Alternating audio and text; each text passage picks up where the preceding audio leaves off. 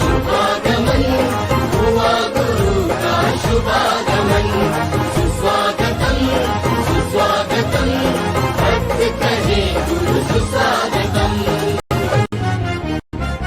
बड़े भाग्य से बड़े पुण्य से मिला गुरु का चातुर्मास। बड़े भाग्य से बड़े पुण्य से मिला गुरु का चातुर्मास। वर्षा योग में धर्म की वर्षा रचेगी एक स्वर्णिम इतिहास। ओम नमः।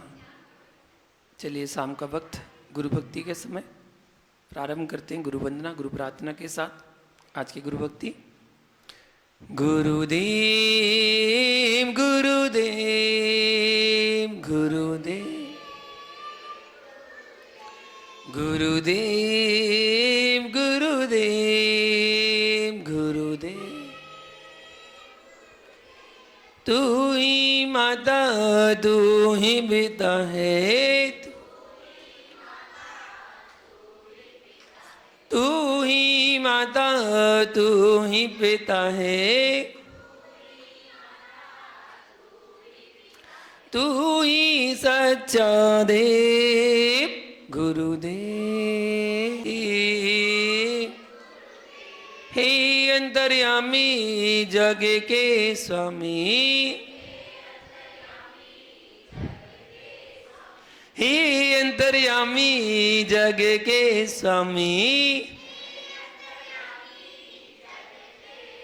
तेरा ही सच्चा वेश गुरुदेव गुरुदेव।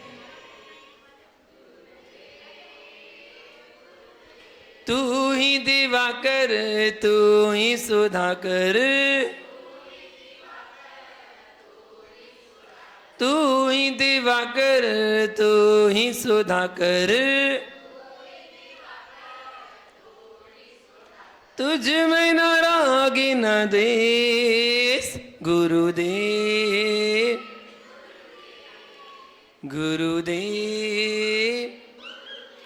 जन जन के प्यारे आँखों के तारे, जन जन के प्यारे गुरुवर हमारे। तुझ में न कोई भेद गुरुदेव गुरुदेव। गुरुवारी आना पार लगाना, आना भूल न जाना। चाहे हो कोई देश गुरुदेव गुरुदेव। तू ही सहारा तू ही किनारा, तू ही सहारा तू ही किनारा। तू ही हमारा देव गुरुदेव गुरुदेव। तू ही आदि सागर तू ही महावीर कीर्ति,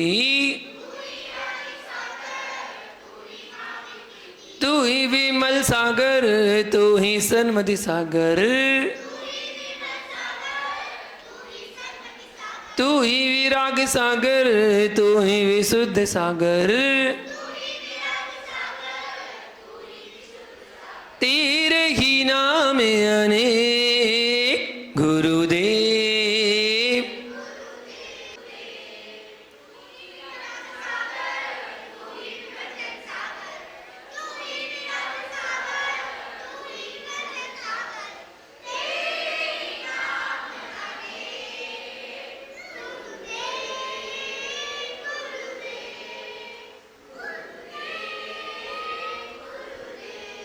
जय बोलो गुरुवर श्री विराग शंकर जी महामुनिराज की कीर्ति गुण करेंगे। इसे बोलो। हे भगवान, आज दिन भर में हमारे द्वारा जाने अनजाने में, हमारे मूल गुणों में, हमारे उत्तर गुणों में, हमारे कर्तव्यों में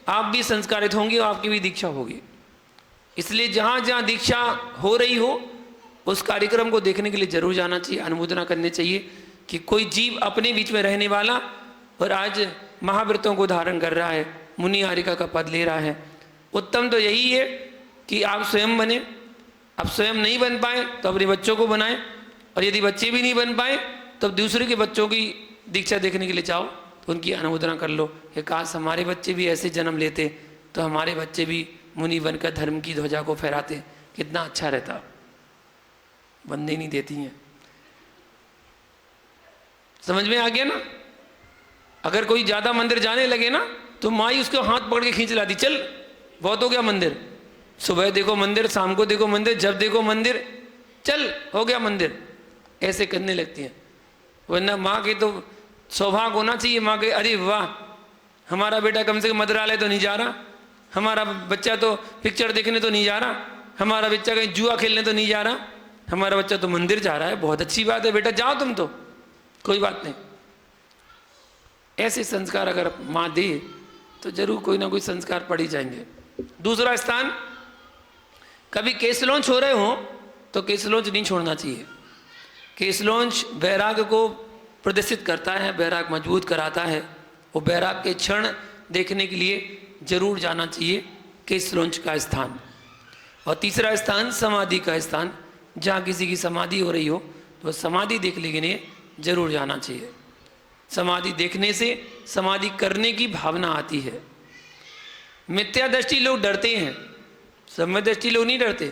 मिथ्या दृष्टि तो उनके शरीर को देखकर कहेंगे ओए भैया दूर रहो, हम तो ऐसा नहीं कर पाएंगे कभी, क्योंकि समाधि के समय क्या होता है पूरा शरीर बिल्कुल जीर्ण शीर्ण हो जाता है, इतना जीर्ण शीर्ण हो जाता है कि देखने से ऐसा लगता है कि एक्सरा कराने की जरूरत नहीं है, एक्सरा हो गया है, ऐसा दिखने लगता है। अब किसी किसी को जीवित अवस्था में एक्सरा दिखता है, हम बिल्कुल सूख जाते ना लकड़ी जैसे, तो ऐसा होता है। तो समाधि के समय देखने के लिए जरूर जाना चाहिए समाधि। अगर आपके मुख से छपक को जो मुनिराज हैं या जो समाधि ले रहे हैं त्यागी वृत्ति हैं, आपके मुख से अगर नमोकार मंत्र का वाचन कर दिया गया और सुना दिया गया तो आपने भी उनकी अनुमोदना कर ली, इसलिए जरूर जाना चाहिए। तो दीक्षा स्थल, केसलौंच स्थल और समाधि स्थल, ये तीन स्थान कभी नहीं छोड़ना चाहिए। दीक्षा से क्या लाभ है, कितने लाभ हैं? दीक्षा देखने से क्या होगा? सबसे पहला साथी से पुण्य का अर्जन होता है, ठीक है। दूसरा पंच परावर्तन से मुक्ति होती है, और तीसरा कर्मों से छुटकारा होता है। अगर आपको भी अपने कर्मों से छुटकारा प्राप्त करना है तो आसपास जहां भी दीक्षा हो जरूर, और दीक्षार्थी की अनुमोदना करना चाहिए। कोई दीक्षार्थी दीक्षा लेने जा रहा हो ना, भैया बहुत है, आप तो धन्य, आपके माता पिता धन्य, आप जैसी संतान को जन्म दिया, आप धन्य जो आपने ऐसी अवस्था में वैराग को धारण करने के भाव बनाए, धन्य आप। अनुमोदना करना चाहिए। सोचो भैया, जब तीर्थंकर जीव को वैराग होता है तो ब्रह्मलोक से लोकांतिक देव आते हैं अनुमोदना करने के लिए। वो क्या करते हैं? यही तो करते हैं, हरि भगवान बहुत अच्छा सोचा आपने, तो बहुत अच्छा विचार किया, ले लो दीक्षा, अनुमोदना करते हैं। वो लोकांतिक देव एक भवतारी हो जाते हैं, एक भवतारी, अगले भाव में मनुष्य धारण करके मुनि बन के मोक्ष चले जाते हैं। इतना समय रहता है, इसलिए अनुमोदना करना इतना महान काम है। अभी इंदौर में दीक्षा होंगी, इंदौर में भी दीक्षा होंगी, चले जाना देखने।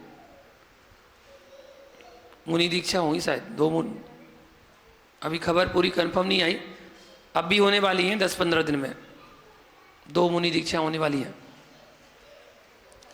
तो दीक्षा के बाद व्यक्ति का पुराना नाम क्यों बदल दिया जाता है? दीक्षा होने वाली है ना, तो जो पुराना नाम होगा बदल दिया जाता है। तो क्यों बदल दिया जाता है? क्या रीजन है, क्या कारण है कि जो दीक्षा के बाद नाम बदल जाते हैं? वैसे जरूरी नहीं होता है, क्योंकि पुराने समय में नहीं बदलते थे। पुराने समय में तो जो नाम होता था वही नाम रख दिया जाता था। चंद्रगुप्त सम्राट थे, चंद्रगुप्त मुनि बन गए। भद्रबाहु घर में थे तो भद्रबाहु का नाम हो गया। अमृतचंद नाम था, अमृतचंद बन गए। उमा उनकी मम्मी का नाम था, और स्वाति नहीं, उमा पिता का नाम था, और स्वामी स्वाति जो थी वो उनकी माँ थी, उमा स्वाति था, तो उमा स्वाति का उमा स्वामी बन गया। ऐसे बन जाते थे नाम पहले, तो पहले होता था। अब वर्तमान में नाम बदलने की परंपरा है, तो नाम बदलते हैं। तो क्यों बदलते हैं? पुराना नाम व्यक्ति के पुराने संसार की याद दिलाता है। जो घर गृहस्थी परिवार में था उस अवस्था को याद दिलाता है। ये परंपरा आज भी श्वेताम्बरों में है कि जो नाम उनका गृहस्थ का होता है वही नाम उनके साधु जीवन में रख दिया जाता है।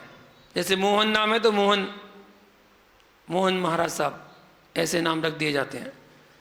तो केवल वहाँ पर महाराज साहब जोड़ देते हैं और बाकी नाम उनका वहीं का गृहस्थ का चल जाता है।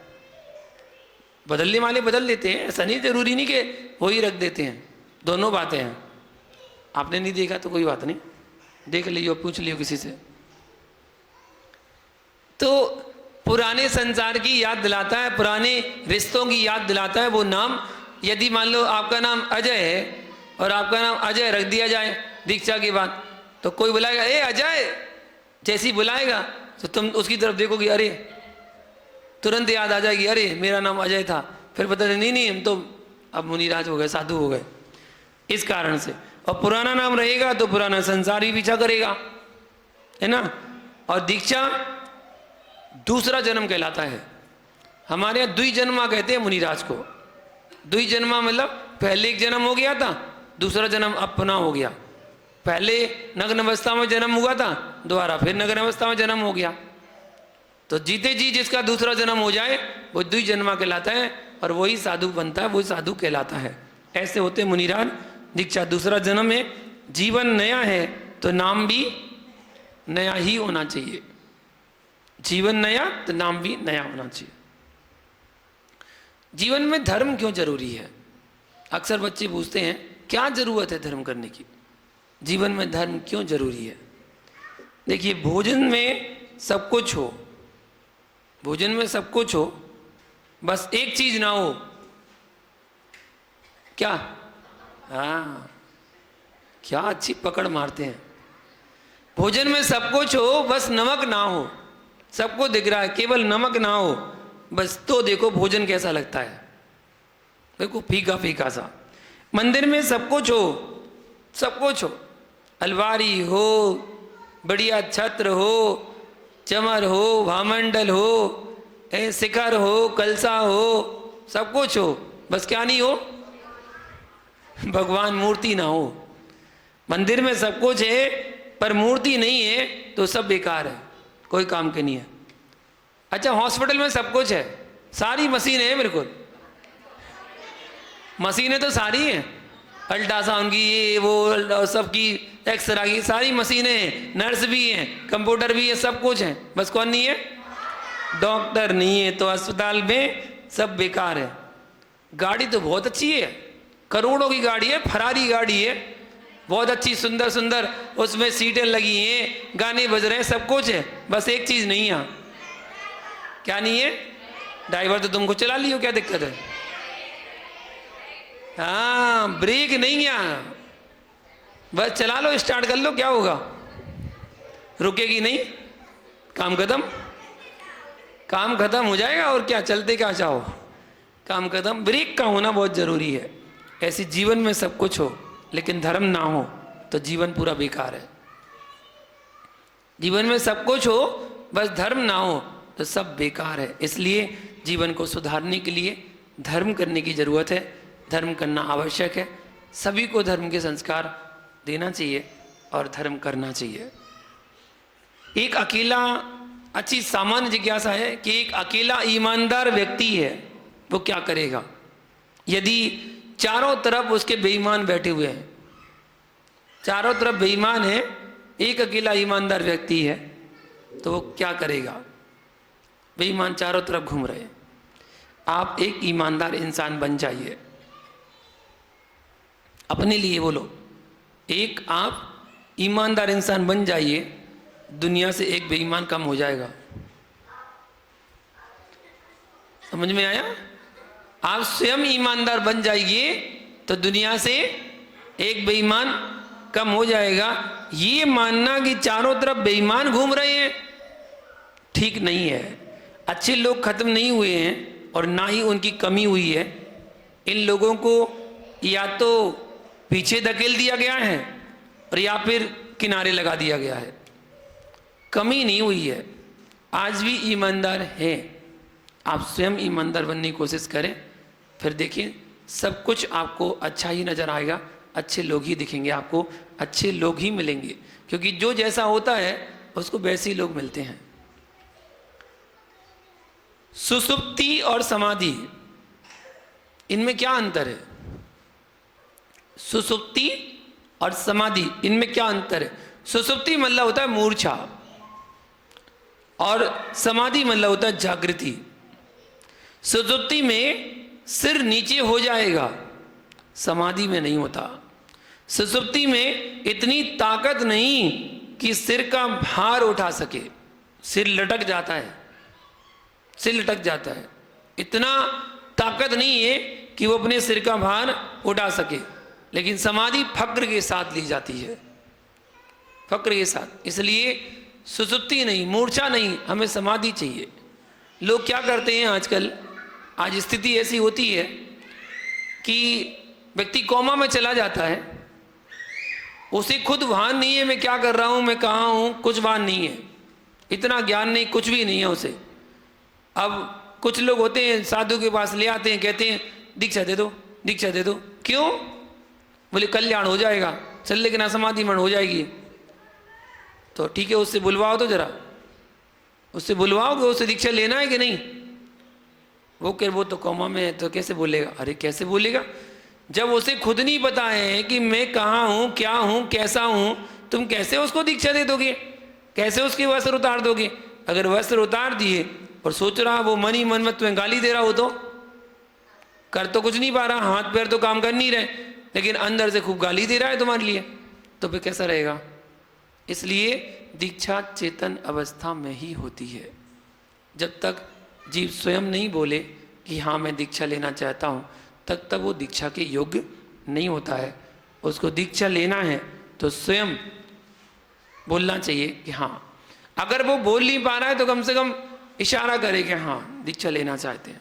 गर्दन तो हिलाए, आंखें तो हिलाए, उससे पूछा जाएगा कि आप दीक्षा लेना चाहते हो, तो वो बोलेगा हाँ, तो उसको दीक्षा देना चाहिए। संलिग्न समाधि मरण ऐसे नहीं हो जाते हैं। संलिग्न समाधि मरण के लिए पहले से परिपक्वता चाहिए होती है। सारे काम करके, अच्छा ठीक है। दुकान, शादी, ठीक है, मुहूर्त आदि में जो अष्टद्रव्य से पूजन करते हैं लोग घरों में ले जाके, भाई कितने समय तक करना चाहिए? घर में, दुकान में मुहूर्त करते हैं, या शादी में जब शादी के फेरे होते हैं तब, यहाँ पर जब अष्टद्रव्य से पूजा करते हैं, वो कितने समय तक करना चाहिए? तो देखिए व्यवहार क्रियाएं हैं, जैसे दुकान, शादी आदि में अष्टद्रव्य से पूजन जो है वह सूर्योदय के पश्चात और सूर्यास्त के पूर्व ही शुभ मुहूर्त में ही संपन्न करना चाहिए, ऐसा विधान है। यही कारण है कि दीपावली की पूजन जो है वो हमें दिन में ही करना चाहिए। हम जैनेतर समाज को देखकर अपनी पूजा ना करें। हमारा धर्म अलग है, हम जैनी हैं और हम यथार्थ को मानते हैं, यथार्थ को ग्रहण करते हैं। इसलिए जैन धर्म के अनुसार ही दीपावली पूजन करना चाहिए। और जैन धर्म के अनुसार दीपावली पूजन कैसे करना चाहिए, उसके लिए आपको एक पुस्तक भी दी जाएगी। आप करें घर पर इस बार, आपको लगेगा कि जैन में आप कैसे पूजा करते हैं, तो आपको पता चलना चाहिए कि अभी तक हम क्या करते थे और क्या करना चाहिए। तो वो सब कुछ आपको उस पुस्तक के माध्यम से पता चलेगा। सूर्य अस्त के पहले पहले हमें दीपावली पूजन कर लेना चाहिए, अष्टद्रव्य से करना चाहिए। घर में पूजा कर रहे हैं, अष्टद्रव्य से पूजा करें। अष्टद्रव्य से पूजा करने के पश्चात आप बाद की क्रियाएं बाद में कर सकते हैं, स्तुतियाँ, भक्तियाँ पढ़ना हो वो अलग चीज़ है, लेकिन जब अष्टद्रव्य से पूजा करें तो वो आपको सूर्य अस्त के पहले ही करना चाहिए। हाँ, अभी एक जिज्ञासा आई थी नियम के ऊपर। नियम कैसे लेते हैं? जब कोई दिगंबर साधु मुनिराज त्यागी वृत्ति चातुर्मास करते हैं, जो चातुर्मास में 4 महीने के स्थान पर रुकते हैं और साधना करते हैं। अपनी साधना, खुद की साधना जो किसी को बताई नहीं जाती है, वो खुद की साधना है। जाप करना, स्वाध्याय करना, तप करना, ध्यान करना, वो अपनी साधना करते हैं। तो जो उनके साथ हर बल, हर समय, हर क्षण रहती है, वो होती है उनकी पिछी, जो हर वक्त उनके साथ रहती है। कमंडल छूट जाता है, बाहर रखा रहता है। शास्त्र भी एक समय में छूट जाता है। शास्त्र जिस समय स्वाध्याय करते हैं उसी समय शास्त्र हाथ में आता है। बाकी पिछी हर समय चलते फिरते, उठते बैठते, लेटते, जाते, दर्शन करने और कोई भी क्रिया करते हैं तो उनके हाथ में पिछी जरूर होती है। तो वो पिछी साधना के प्रतीक मानी जाती है। तो वो पिछी 4 महीने के पश्चात उसका पिछी परिवर्तन नाम से कार्यक्रम होता है, बदली जाती है वो चतुर्मास में। बाकी समय तो जो मुनिराज का दीक्षा दिवस कभी आता है या जन्म दिवस कभी आता है, उसमें श्रावक के द्वारा जो उपहार के स्वरूप में दी जाती है पिछी, वो पिछी का उनके संयम के लिए और साधना के लिए दी जाती है कि संयम साधना से आप इसकी और वृद्धि करें। और श्रावक के द्वारा सबसे बड़ा उपहार कोई होता है तो वो पिछी कमंडल शास्त्री होते हैं। तो वो परिवर्तन हो वो अलग बात है, लेकिन 4 महीने बाद जो चतुर्मास की पिछी होती है वो साधना की पिछी और साधना के साधक को ही दी जाती है। जो जन्म दिवस, दीक्षा दिवस होती है वो कार्यक्रम के निमित्त से होती है। कार्यक्रम में आयोजक जो खर्चा आदि करते हैं उसमें निमित्त बन जाता है। तो जो नवीन पिछी भेंट करते हैं मुनिराज को, उनको ही पुरानी पिछी मिल जाती है। लेकिन जो चातुर्मास के पश्चात पिछी परिवर्तन होता है उसमें नियम लेने वालों को ही पिछी दी जाती है। जो नियमों लेकर अपनी साधना करते हैं उनको ही पुरानी पिछी लेने का सौभाग्य प्राप्त मिलता है। अब होता क्या है कि सभी चाहते हैं, समाज का हर व्यक्ति चाहता है कि पिछी हमें मिले, सभी चाहते हैं। और चातुर्मास में जितनी पिछी होती है, पिछी परिवर्तन तो उतनी पिछी का होगा। अब 2 साधु है तो 2 साधु की 2 पिछी परिवर्तन होगा। बस 2 परिवारों को सौभाग्य मिलेगा जिनको पुरानी पिछी मिलेगी। लेकिन नवीन पिछी भेंट करने का अवसर काफ़ी लोगों को मिल सकता है। अब पिछी परिवर्तन के पहले आपको 15 दिन पहले एक फॉर्म दिया जाएगा। उस फॉर्म में एक सच्चे जैन की पहचान कराने के जो गुण हैं वो गुण उसमें दिए जाते हैं नियमों के आधार पर।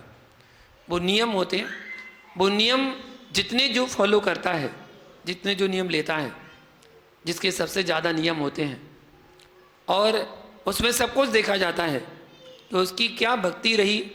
चतुर्मास में ऐसा नहीं हो 4 दिन आया और बोले हम तो नियम ले रहे हैं, और उसकी उम्र देखी, उम्र कितनी, बोले 75 साल। 75 साल नियम है, बोले हमारा सब जमीन का त्याग है, हमारा सब बाजार खाने का त्याग है, हमारे सब आजीवन ब्रह्मचर्य व्रत का हमारा नियम है। अब बुढ़े हो गए, अब तुम्हारे काय के नियम, अब क्या करोगे? हाथ पैर काम करना बंद कर दिए, सो नियम ले लिए, सो उसमें कौन सा बड़ा काम कर दिया? कोई युवा अवस्था में नियम ले, उसके लिए साधना कहलाती है। अनुकूलता में साधना नियम लिए तो क्या लिए, प्रतिकूलता में लेके दिखाओ, वो नियम कहलाते हैं। अब कोई बोले हमारा दिसंबर जनवरी फरवरी में ना एसी का त्याग कर देते, हम एसी का बिल्कुल त्याग कर देते हम, दिसंबर जनवरी फरवरी में ना बिल्कुल उपयोग नहीं करते हम उसका। अच्छा भैया, बहुत बड़ा नियम ले रखा तुमने, कितना बड़ा नियम ले रखा है। हाँ, और बिल्कुल अप्रैल मई जून में तो हम हीटर का त्याग कर देते हैं, बिल्कुल हीटर का बिल्कुल त्याग कर देते हैं, ऐसा नियम है। अब घर में तो स्कूटर है, घर में स्कूटर है, बोले हमने ना नियम ले रखा, हम कभी अपने जीवन में फ्लाइट नहीं खरीदेंगे, एरोप्लेन नहीं खरीदेंगे कभी भी, हमारा नियम है, चाहे कितनी पैसा आ जाए हम एरोप्लेन नहीं खरीदेंगे। ले, गाड़ी खरीदने की तो औकात नहीं है, एरोप्लेन की बात कर रहा है। ऐसे नियम लेकर क्या करेगा भाई? नियम वो लो जो आप कर सकते हैं, उतना ही नियम लेना चाहिए, ठीक है। अब नियम 2 प्रकार के होते हैं, एक तो होते हैं आजीवन और एक होते हैं समय अवधि। दोनों कॉलम आपको फार्म में मिलेंगे। जो नियम आप समय अवधि में लेना चाहें वो समय अवधि में लें, और जो आप आजीवन लेना चाहें वो आजीवन लें।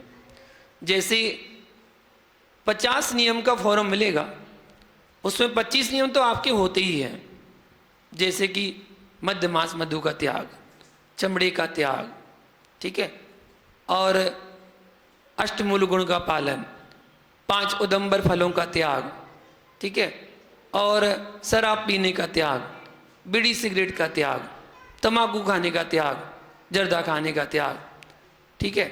ऐसे नियम होंगे जिसमें 2-10-20 नियम तो आपके वैसे ही होते ही हैं, वो तो सभी के नॉर्मल सभी के ही होते हैं। जैनी श्रावक है पंडित ने तो नियम सबके होते ही हैं। उसके बाद जो बाकी के नियम होंगे वो आपके लिए करने योग्य होंगे, जैसे प्रतिदिन देव दर्शन करना, प्रतिदिन जाप करना, प्रतिदिन स्वाध्याय करना, ठीक है।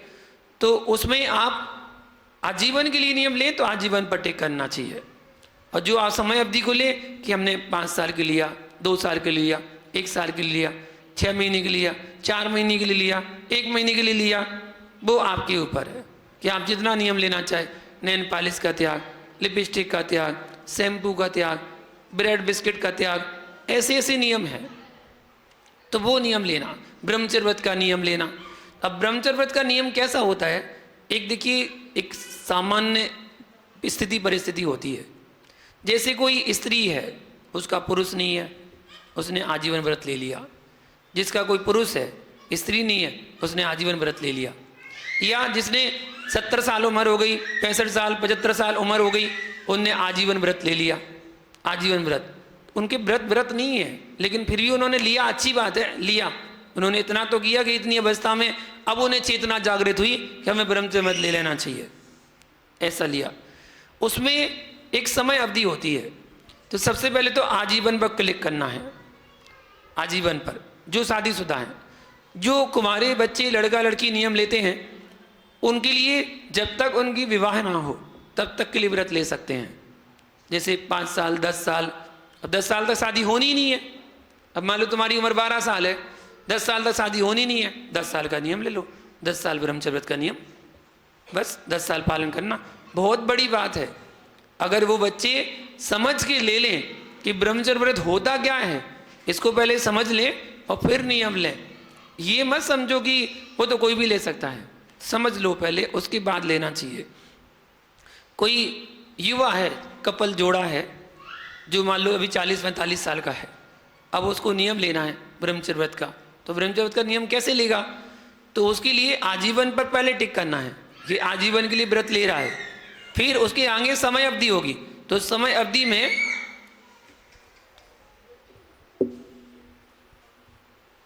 अब उसके लिए समय अवधि में क्या करना, समय अवधि में डालना कि महीने में कितने दिन का व्रत। जैसे आजीवन का हो गया कि आजीवन नियम ले रहे हैं, कब का कितना कैसा ले रहे हैं, तो महीने में जिसकी जितनी सामर्थ्य हो उतना लिखना चाहिए। जैसे महीने में कोई 15 दिन का लिखे, कोई 18 दिन, कोई 20 दिन, कोई 22 दिन, कोई 25 दिन, कोई 26 दिन, कोई 28 दिन, जितनी जिसकी सामर्थ्य हो ऐसे नियम लेना चाहिए। तो घर में रहकर भी आप स्वदार संतोष नामक व्रत धारण कर सकते हैं, ये कहलाता ब्रह्मचर्य व्रत को लेना। ऐसे नियम लेना चाहिए।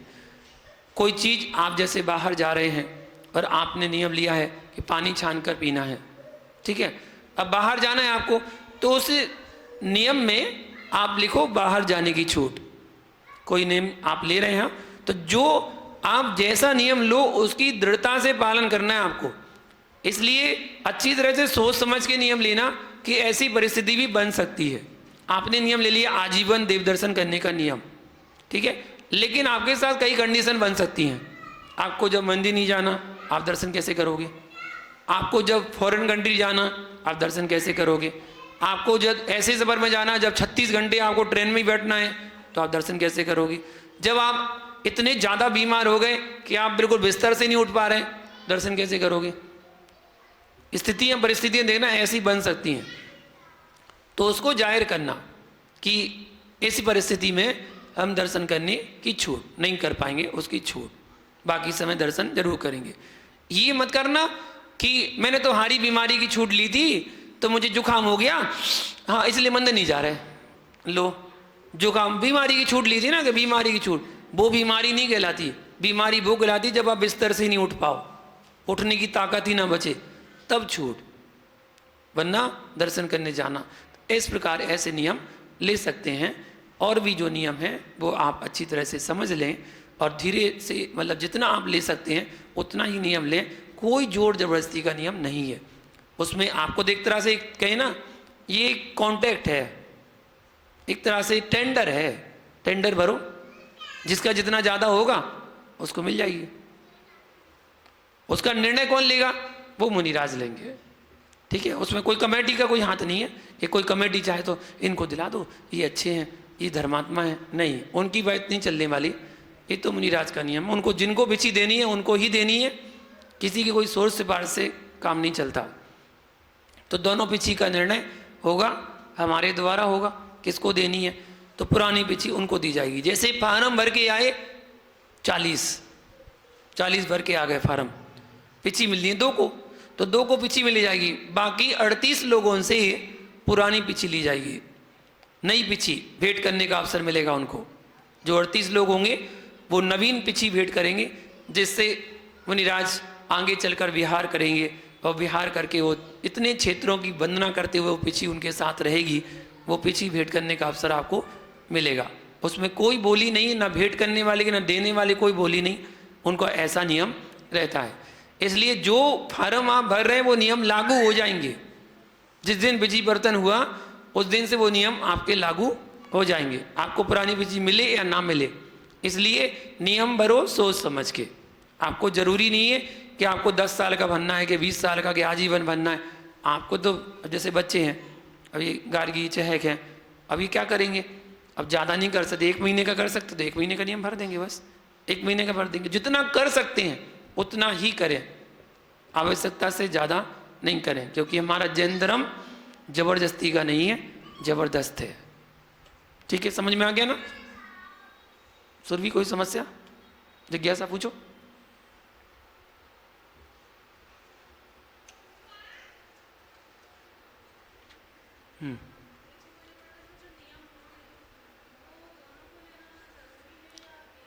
हाँ, एक नियम लेना दोनों को जरूरी है, वो है ब्रह्मचर्य व्रत का। बाकी नियम आपके पर्सनल है, आपकी पर्सनल है। आप फार्म भर रहे हैं तो आपकी पर्सनल है, आपको पालन करना है। वो पालन करें या ना करें उनकी मर्जी। वो अपना फार्म भरें तो वो अपने फार्म भरेंगे, तो अपने नियम पालन करेंगे। इसमें दोनों को नियम लेना जरूरी नहीं होता है, लेकिन एक नियम में दोनों की स्वीकृति होना चाहिए कि हाँ, उनकी भी स्वीकृति होना चाहिए कि इतना नियम पालन होगा, लेंगे नियम, बस। और किसी को पूछना है? ठीक है, चलिए प्रश्न मंच प्रारंभ करते हैं। हाँ,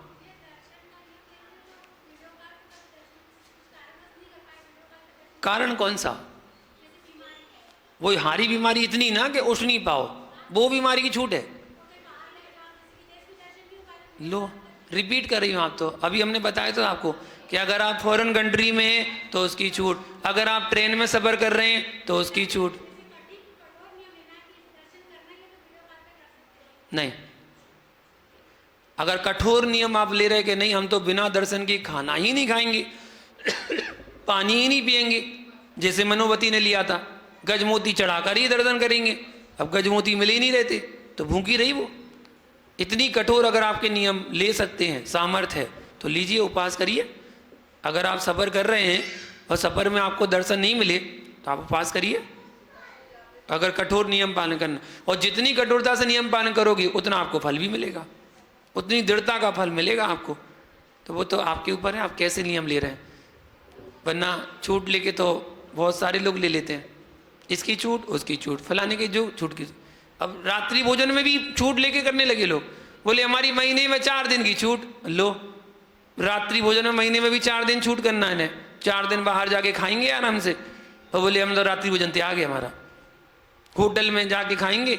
और ऐसा भी नहीं, अब बोले हमारा धार में रहते ना तो हमारा रात्रि भोजन का त्याग रहता है। लो भैया, धार की सीमा खत्म हुई, सुबह जाके खाना खा लिया, ऐसा है। अब ज़्यादा वाले तो इतने हैं कि वो घर घर की हमारी छूट है, हम बाहर खा सकते हैं। बोले घर में नियम पालन कर लेंगे, बाहर की छूट। हमने कहा अच्छा तो क्या करेंगे? बोले घर से बाहर निकल के खा लेंगे। घर का नियम लिया ना, घर की नियम है, बाहर की छूट है। तो घर से देहरी बाहर निकल के और चबूतरा बनाए, सो चबूतरे पे आराम से कुर्सी डाल के खा लेंगे खाना। घर से बाहर की छूट है, ऐसा नहीं है। चलिए 5 मिनट में अपन क्वेश्चन करेंगे। 10 क्वेश्चन आंसर, आपको 5 मिनट में जवाब देना है। जवाब दीजिएगा और अपना इनाम फाइनल करिएगा। बताइए पहला क्वेश्चन, वे कौन थे जो नमोकार मंत्र के अभिनय से 7वें नरक गए? बस आराम से हाथ उठाइएगा, जब पूछा जाए तो आपको जवाब दीजिएगा, ठीक है ना? बताइए। हाँ पारस बताइए, तेज बोलो थोड़ी सी। बिल्कुल सही जवाब, थोड़ी तेज बोलो आप तो अच्छा लगेगा, आवाज़ आएगी, कैमरे में भी आवाज़ आएगी और हमारे पास भी आवाज़ आएगी कि आप बोल क्या रहे हैं। अगला क्वेश्चन, निर्विचिकित्सा अंग में कौन प्रसिद्ध हुए? निर्विचिकित्सा अंग में कौन प्रसिद्ध हुए? पूछ लो पूछ लो। हेलो। हाँ छाया जी बताइए। नमोस्तु गुरुदेव। उद्दायन मुनि। सही, नाम सही बोलिए। उद्दायन। धायन तो है ही नहीं है, उद्धायन, धायन नहीं है। उद्दायन नहीं, धा है कि दा क्या है? उद्दायन। उद्यायन, ठीक। उद्यायन राजा जो हुए वो निर्विचिकित्सा अंग में प्रसिद्ध हुए। अगला क्वेश्चन,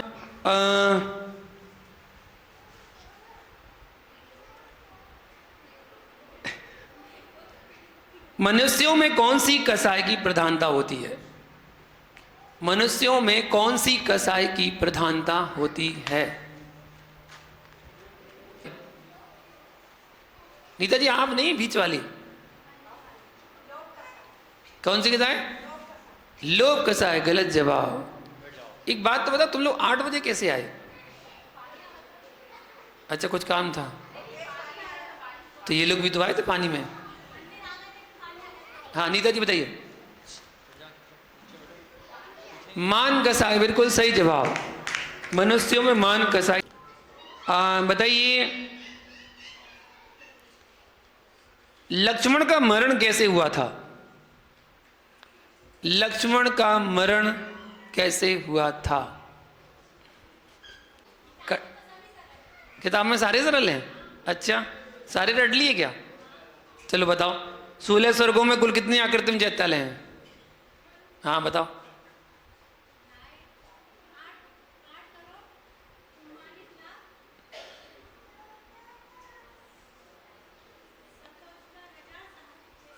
एक बार और सोच लो, किताब में तो सारे सरल है ना।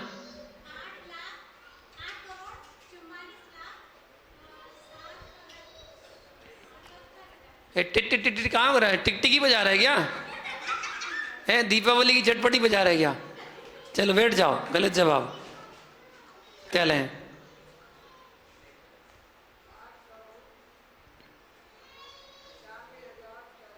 बैठ जाओ, गलत जवाब। पक्का? फिर से बोलो, माइक में बोलो, इधर आओ, माइक में बोलो, आ जाओ जल्दी, चालू कर लो माइक। 8,44,96,700। 700 की 600? 700। सही जवाब। बाहुली से पहले कौन मोक्ष गए? अच्छा पहले वाले का पूछना है, अभी पूछता हूं। बाहुली से पहले कौन मोक्ष गए? हाँ बताओ दीपाली। मोनो कब से नहीं मिली? अच्छा माइक माइक इधर आ। नमोस्तु मनुष्य। अनंत वीर्य। अनंत वीर का मोक्ष हुआ, बिल्कुल सही जवाब। आंटी इधर आओ, और तुम्हारी भतीजी बुला रही है। आंटी की तो भतीजी होती है ना बेटा। नमस्ते गुरुदेव। तार मत खींचो। हाँ राम की मृत्यु का समाचार सुनकर। कैसे हो गया था राम का मरण?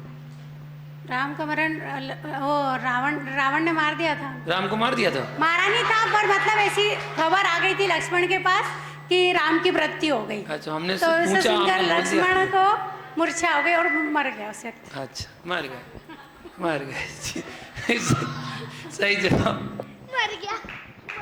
लक्ष्मण का मरण किस कारण से हुआ था? अब बता दो आंटी।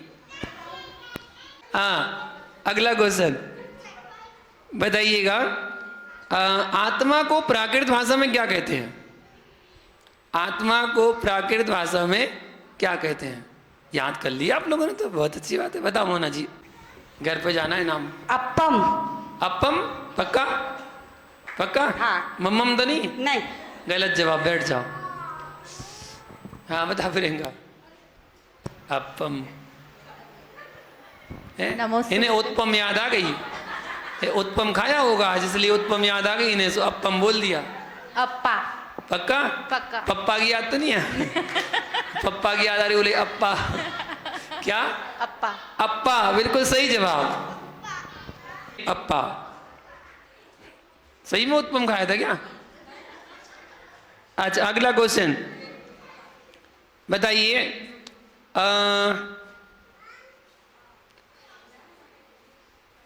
अष्ट प्रातिहार किसके होते हैं? बच्चे तो कोई हाथ ही नहीं उठा रहे हैं। चेक तुम्हें कल इनाम मिली थी? नहीं मिली? चलो बताओ। नमोस्तु गुरुदेव। अरिहंत के। क्या सिद्ध के?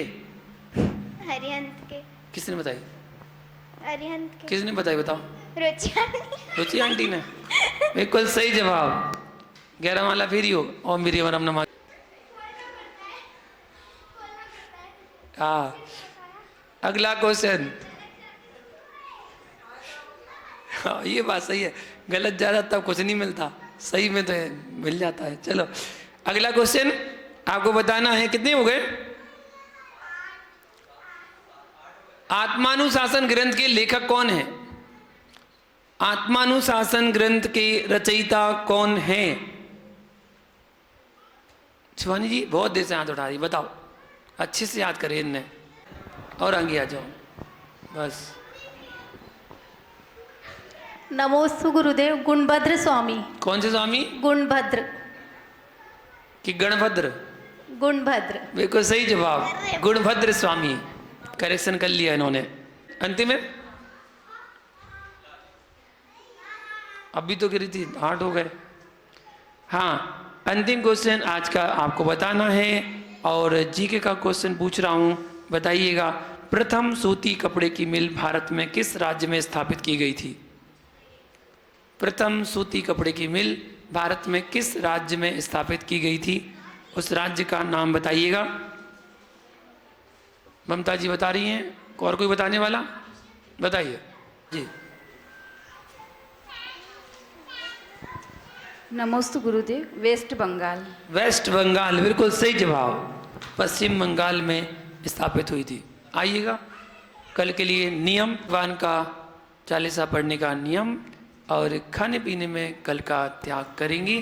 कल आपको पिस्ता खाने का त्याग। किसका? नहीं पिस्ता, कह रही किसका? पिस्ता खाने का त्याग। जय बोले शांतिनाथ भगवान की। आज के इनाम।